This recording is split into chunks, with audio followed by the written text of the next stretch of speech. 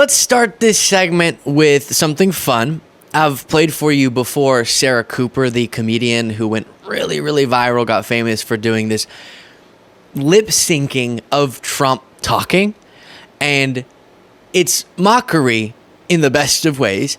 And I'll show you from the debate where you see Harris in the split screen, but then instead of Trump, it's Sarah Cooper imitating Trump. And it's something else. We'll start with this, and I have other things to talk about.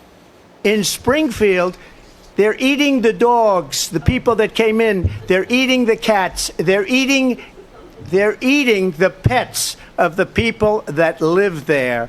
And this is what's happening in our country, and it's a shame. ABC News did reach out to the city manager there. He told us there have been no credible reports of specific claims of pets being harmed, injured, or abused by individuals within the immigrant community. Well, I've seen people on television. Let me just say here, this is the people on television say my dog was taken and used for food. So maybe he said that, and maybe that's a good thing to say for a city manager. I'm not taking this from but television. But the people I'm on taking it from television the city saying their manager. dog was eaten by the people that went there. The Taliban was doing the killing. That's the fighting force within Afghanistan. They don't bother doing that because, they deal with the wrong people all the time.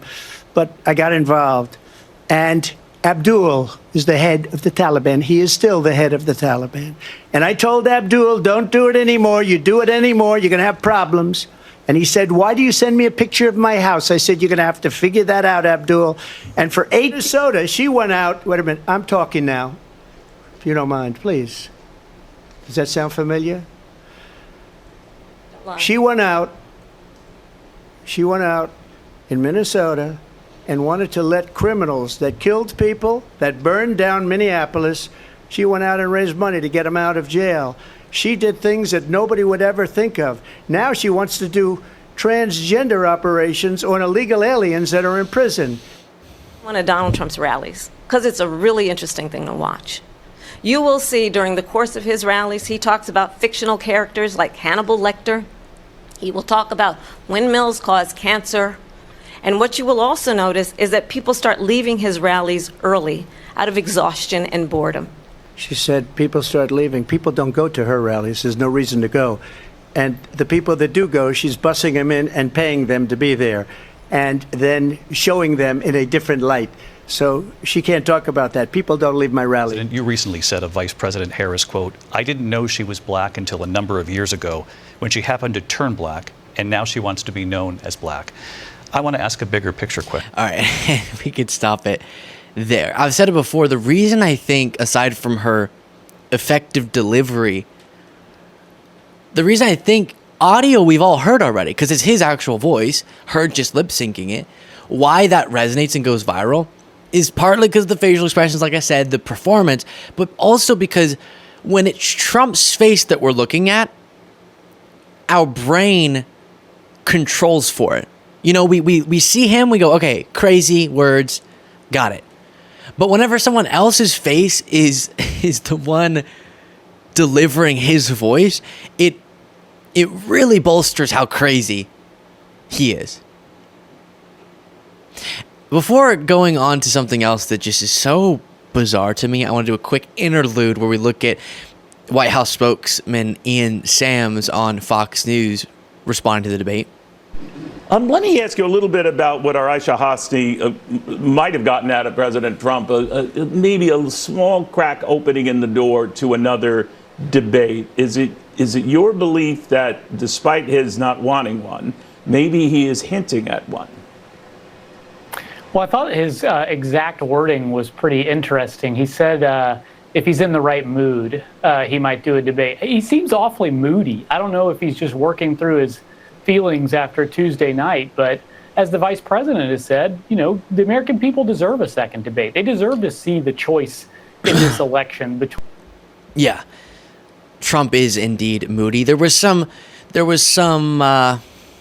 controversy over Abdul that Trump told in that story that you saw in the clip. He's told it many, many times. I sent him a photo of his house. And some people have said that that's not a real person. In reality, it is. But, so I do want to correct people in the media who have said that. But Trump's confused about who it is, which is why it's correct to criticize him for that. Forbes reports, who is Abdul? Trump's bizarre debate story about Taliban negotiations explained. And it goes through Trump repeatedly has claimed this person is the head of the Taliban and is still the head of the Taliban. So saying the head of the Taliban named Abdul is made up, that's true. Absolutely true. A lot of MAGA folks were getting mad at someone on MSNBC for claiming that, but in a sense that's true.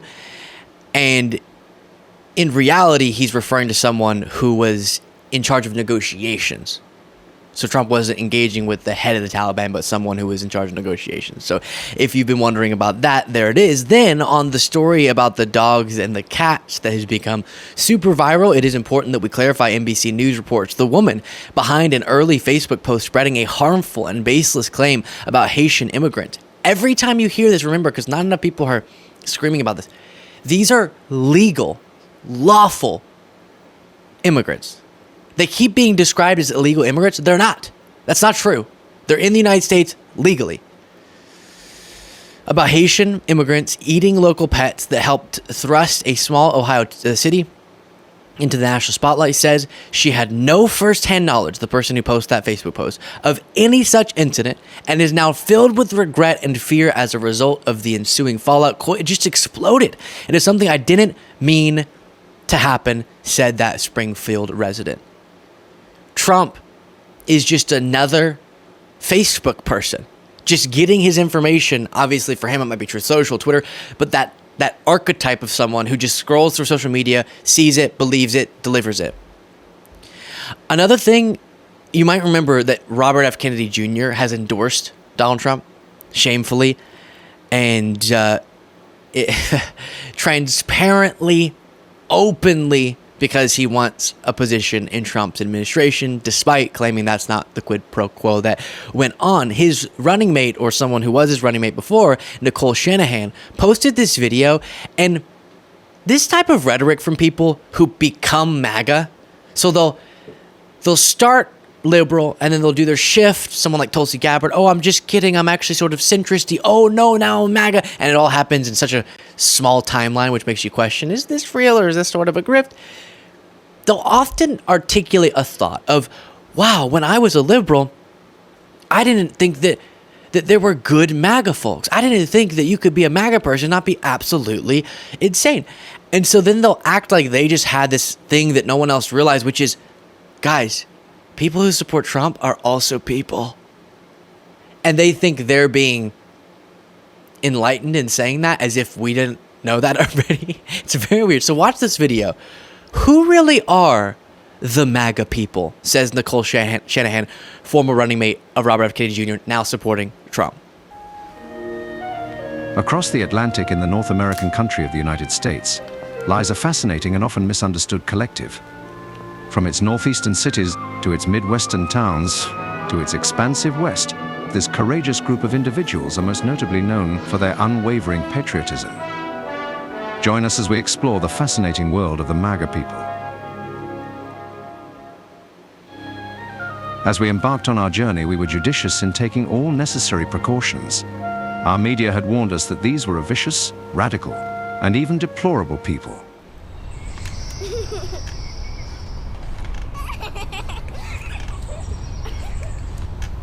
Contrary to what we had been... Anyone else really uncomfortable? Do we have to keep watching this? No, thank you. Me neither. I get that the framing of the MAGA people is supposed to be representative of how the media and the left-wing, deep state, whatever, is making people think of MAGA, right? Other people believe these are different people. They're broken. And they're scary and they're vicious. And that's what it's supposed to be mocking. And then the conclusion is supposed to be, oh my gosh, they're actually like totally normal. And I saw people responding to this saying, wow, what a powerful video. Nicole, thank you for sharing.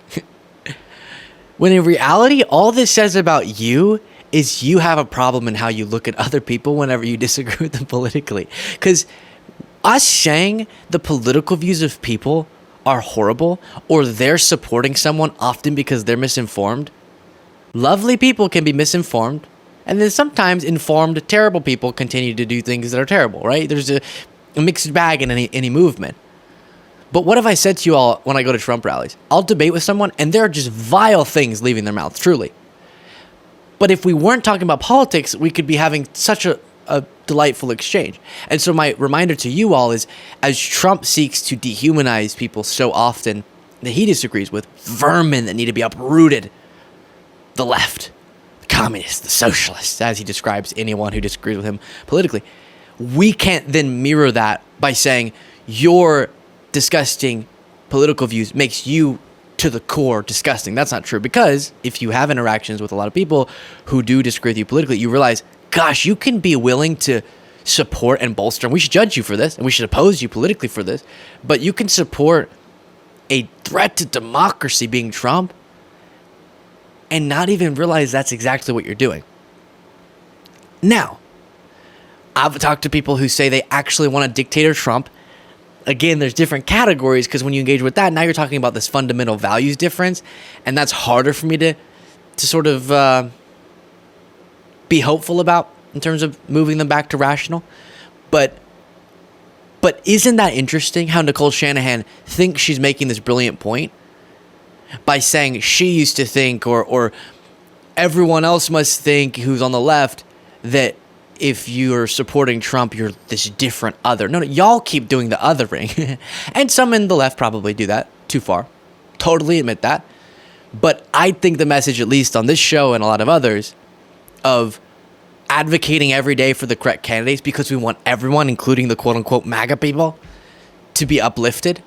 And I'm mad that flawed values and then sometimes misinformed people are creating a situation where we could have such a damaging, destructive president if Trump were to get elected.